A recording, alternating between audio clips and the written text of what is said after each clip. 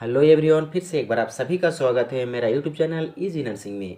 दोस्तों, आज की इस वीडियो में हम लोग 2012 के सप्ली में पूछे गए चाइल्ड हेल्थ का क्वेश्चन को सॉल्व करेंगे। जैसे कि आप लोग जानते हैं कि इससे पहले MSN board, MSN 2, mental health nursing और ओबीजी का प्रीवियस क्वेश्चन पेपर को सॉल्व करके उसका वीडियोज अपलोड कर चुका हूं। अगर आप लोग वो वीडियो नहीं देखे हैं तो उसका लिंक आप लोगों को डिस्क्रिप्शन में दे दिया जाएगा, वहां से आप लोग देख सकते हैं। इसके अलावा सभी सब्जेक्ट का अलग अलग प्लेलिस्ट बना हुआ मेरे चैनल में, जाके आप लोग प्लेलिस्ट से सभी सब्जेक्ट का वीडियोज को आप लोग देख सकते हैं। आप लोगों के लिए एक इम्पॉर्टेंट नोट्स, आप लोगों के लिए एक टेलीग्राम ग्रुप बनाया गया है जिसमें आप लोग ज्वाइन हो सकते हैं। उसके लिए टेलीग्राम ग्रुप का ज्वाइनिंग लिंक भी आप लोगों को डिस्क्रिप्शन में दे दिया गया है, वहाँ से आप लोग टेलीग्राम ग्रुप में ज्वाइन हो जाइए। क्योंकि टेलीग्राम ग्रुप में ही आप लोगों को नर्सिंग रिलेटेड सारे इन्फॉर्मेशन मिलेगा। अगर आपको किसी भी सब्जेक्ट का कोई भी क्वेश्चन आपके मन में है तो आप लोग पूछ सकते हो। उसके अलावा किसी भी टॉपिक का अगर नोट्स चाहिए आपको एज ए पीडीएफ, तो भी वहाँ से आप लोग ले सकते हैं। तो आप लोग टेलीग्राम ग्रुप में ज्वाइन जरूर हो जाइए। और आप लोगों से मेरा रिक्वेस्ट है कि ज़्यादा से ज़्यादा मेरा चैनल को, जितने भी नर्सिंग ग्रुप्स है, चाहे वो फेसबुक का नर्सिंग ग्रुप हो या फिर इंस्टाग्राम में हो, टेलीग्राम में हो या फिर व्हाट्सएप में हो, सभी ग्रुप में शेयर करें ताकि सभी नर्सिंग स्टूडेंट तक मेरा वीडियो पहुंच सके। तो यहाँ पे सबसे पहले मीनिंग में आप लोगों को पूछा गया है ओरल थ्रस। ओरल थ्रस में आप लोगों को मीनिंग लिखना है, it is an infection of yeast fungus candida albicans in mucous membrane of the mouth. यानी कि जो यहाँ पे बताया गया ओरल थ्रस, ओरल थ्रस एक तरह का इन्फेक्शन होता है किसमें, माउथ में। ओरल का मतलब होता है माउथ, थ्रस का मतलब होता है कैंडिडा का इन्फेक्शन। तो एक तरह का कैंडिडा का इन्फेक्शन होता है जिसे कैंडिडा एल्विकन्स कहा जाता है। यानी कि आप लोग जानते हैं कैंडिडा एल्विकन्स एक तरह का फंगस होता है।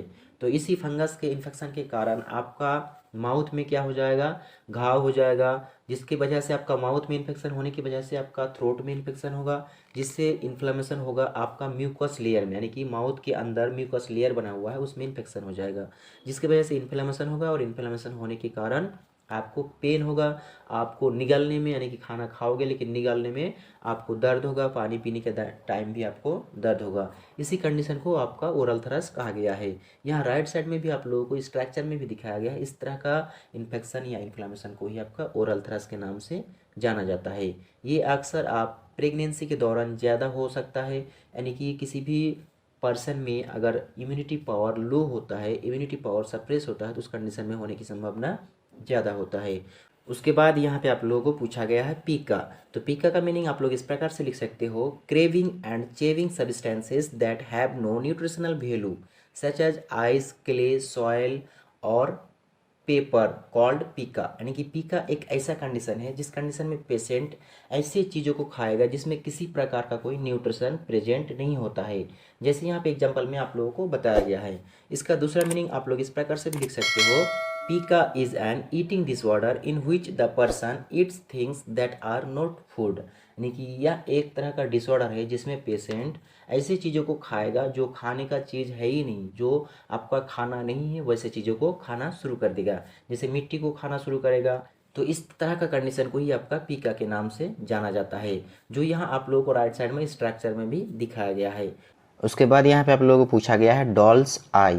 डॉल्स आई का मीनिंग आप लोग इस प्रकार से लिखोगे, when the head is turned and the eyes reflexively move in the opposite direction resembling the eyes of a doll. It's also known as the vestibulo ocular reflex. यानी कि डॉल्स का जो आई होता है वो क्या होता है, मूव नहीं करता है, फिक्स होता है। आप अपना हेड को घुमाओगे, यानी कि डॉल का हेड को घुमाओगे तो डॉल का जो आई होता है वो वहीं पे रहेगा, सिर्फ उसका हेड मूव करेगा। राइट साइड में मूव करो या लेफ्ट साइड में मूव करो, आई वहीं पे रहेगा। तो इसी तरह से जब किसी व्यक्ति का आई मूव नहीं करता है, यानी कि आप हेड तो मूव कर रहे हो लेकिन आई आपका वहीं पे प्रेजेंट है, इस तरह का कंडीशन को ही आपका डॉल्स आई कहा जाता है। तो ये क्या होता है, रिफ्लेक्स को टेस्ट करने के लिए किया जाता है। इसे आपका किस नाम से जाना जाता है, वेस्टिब्यूलो-ओक्यूलर रिफ्लेक्स के नाम से भी जाना जाता है। उसके बाद यहाँ पे आप लोगों को पूछा गया है एक्नी। तो एक्नी का मीनिंग आप लोग इस प्रकार से लिखोगे, acne is a skin disorder caused by inflammations of the skin gland. यानी कि सेबेसियस ग्लैंड को स्किन ग्लैंड कहा गया है, एंड हेयर फॉलिकल्स। यानी कि जब भी स्किन में प्रेजेंट सेबेसियस ग्लैंड में इन्फ्लेमेशन होता है इन्फेक्शन के कारण, या हेयर फॉलिकल्स में इन्फ्लेमेशन होता है, तो उस कंडीशन को ही आपका एक्ने के नाम से जाना जाता है, जो स्पेशली आपका फेशियल यानी कि फेस में होता है, चेस्ट एरिया में होता है और बैक साइड में होता है। तो इसका दूसरा मीनिंग आप लोग इस प्रकार से भी लिख सकते हो, acne is a common skin condition involving pimples, black head and white heads, typically occurs on the face, chest and back. यानी कि आप लोग पिंपल्स जो देखते हो, पिंपल्स दो तरह का हो सकता है, एक ब्लैक हेडेड हो सकता है और दूसरा वाइट हेड का भी हो सकता है। तो इन दोनों में से कोई भी हो सकता है या दोनों हो सकता है, स्पेशली फेस, चेस्ट और बैक में होता है। इसी कंडीशन को आपका एक्ने के नाम से जाना जाता है, जो यहाँ पे आप लोगों को स्ट्रक्चर में भी दिखाया गया है। और स्ट्रक्चर में भी देखने के बाद आप लोगों को समझ में आ गया होगा कि पिंपल्स यानी कि एक्ने किसे कहा जाता है। उसके बाद यहाँ पे आप लोगों को पूछा गया है क्रिप्टो ऑर्किडिज्म। क्रिप्टो ऑर्किडिज्म का मीनिंग आप लोग इस प्रकार से लिखोगे, a condition in which one or both of the testes fail to descend from the abdominal cavity into the scrotum. यानी कि आप लोग जानते हैं, इससे पहले क्रिप्टो ऑर्किडिज्म को मैं कई बार एक्सप्लेन कर चुका हूँ। उसमें मैंने आप लोगों को बताया था कि जो आपका टेस्टिस होता है जन्म से पहले, बेबी का जन्म से पहले जब बेबी माँ के गर्भ में होता है, तो बेबी का जो टेस्टिस होता है वो एब्डोमिनल कैविटी में होता है, यानी कि वो स्क्रोटम में नहीं आता है। जन्म के जस्ट पहले या कुछ समय पहले जो टेस्टिस होता है एब्डोमिनल कैविटी से डिसेंड करता है, यानी कि नीचे की ओर खिसकता हुआ स्क्रोटम में आता है।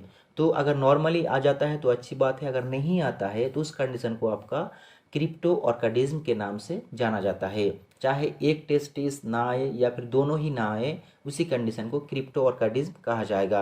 उसके बाद यहाँ पे आप लोगों को पूछा गया है फिल इन द ब्लैंक्स।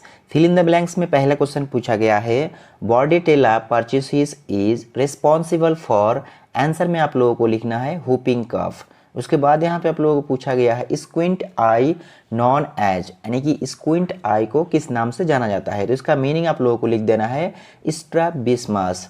इससे पहले वीडियो में मैंने जो स्क्विंट आई होता है या स्ट्रैबिस्मस होता है, इसे कई बार पूछा गया है, उसे डिटेल्स में एक्सप्लेन किया हूँ। अगर आप लोग वो वीडियो नहीं देखे हैं तो उसका लिंक आप लोगों को डिस्क्रिप्शन में दे दिया जाएगा, वहाँ से आप लोग जरूर देखिए। उसके बाद यहाँ पे पूछा गया है Hirschsprung's disease is also called as, तो आंसर में आप लोगों को लिखना है शॉर्ट सिगमेंट।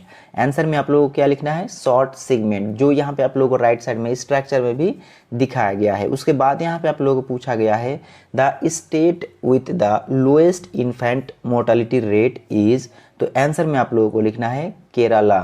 यानी कि केरला क्या होता है, केरला में जो इन्फेंट का मोर्टेलिटी रेट है वो लो है, बहुत ही कम है। उसके बाद यहाँ पे नेक्स्ट क्वेश्चन पूछा गया है the cause of increased death rate among children below 5 years of age in India is, answer में आप लोगों को लिखना है malnourished, यानी कि malnourished के कारण इंडिया में जो डेथ रेट बढ़ रहा है वो malnourished के कारण बढ़ रहा है। यानी कि यहाँ पे जो आप लोग जानते हैं कि चाइल्ड में कॉमन कुछ डिजीज होता है, नहीं कॉमन होता है, सभी अक्सर चाइल्ड को अफेक्ट करता है, जैसे निमोनिया, डायरिया, मलेरिया, लेकिन इससे भी ज़्यादा अफेक्ट करता है कौन, malnourished, यानी कि malnutrition के कारण सबसे ज़्यादा बच्चे का जान जाता है, सबसे ज़्यादा बच्चे का डेथ होता है। उसके बाद यहाँ पे आप लोगों को पूछा गया है ट्रू एंड फॉल्स में पहला question sun setting sign among children is seen in case of hydrocephalus, तो इसका आंसर हो जाएगा आपका ट्रू। हाइड्रोसेफलस क्या है, यहाँ राइट साइड में स्ट्रक्चर में आप लोगों को दिखाया गया है, इसी कंडीशन को आपका हाइड्रोसेफलस कहता है, यानी कि जिसमें सन सिटिंग का स्ट्रक्चर बन जाएगा। यहाँ पे आप लोगों को दिखाया गया है कि सन सिटिंग जैसा स्ट्रक्चर बन जाता है, इसी कंडीशन को ही आपका हाइड्रोसेफलस कहा जाता है, इसलिए इसका आंसर हो जाएगा ट्रू। उसके बाद यहाँ पे पूछा गया है talipes equinovarus is also known as club bed fingers, club bed fingers को आपका टेलीपेस इक्विनोवेरस भी कहा जाता है, यहाँ पे कहा है, लेकिन इसका आंसर हो जाएगा आपका फॉल्स, क्योंकि जो टेलीपेस होता है, टेलीपेस इक्विनोवेरस, तो इसे आपका क्लब फुट के नाम से जाना जाता है, और यहाँ पे जो क्लब बेड फिंगर्स बताया गया है ये दूसरा है, इसलिए इसका आंसर हो जाएगा फॉल्स। अब यहाँ पे टेलीपेस इक्विनोवेरस का स्ट्रक्चर यहाँ पे आप लोगों को दिखा रहा हूँ, इसे कहा जाता है आपका टेलीपेस इक्विनोवेरस या फिर क्लब फुट, यानी कि क्लब फुट को ही आपका टेलीपेस इक्विनोवेरस कहा जाता है या फिर टेलिपेस इक्विनिवोरस को ही आपका क्लब फुट के नाम से जाना जाता है। लेकिन यहाँ पे जो क्लब बेड फिंगर्स लिखा है उसका स्ट्रक्चर यहाँ पे आप लोगों को दिखाया गया है, इस कंडीशन को ही आपका क्लब बेड फिंगर्स कहा जाता है, जो आपका टेलिपेस इक्विनिवोरस नहीं होता है, इसलिए इसका आंसर हो जाएगा फॉल्स। उसके बाद यहाँ पे पूछा गया है birth height doubles at the age of 2 years, तो इसका आंसर आप लोगों को लिखना है फॉल्स। उसके बाद यहाँ पे आप लोगों को दिखाया गया है 2011 के एनुअल में पूछे गए क्वेश्चन पेपर। दोस्तों आज की वीडियो में बस इतना ही। नेक्स्ट वीडियो में हम लोग 2011 के एनुअल में पूछे गए क्वेश्चन पेपर को एक एक करके सॉल्व करेंगे।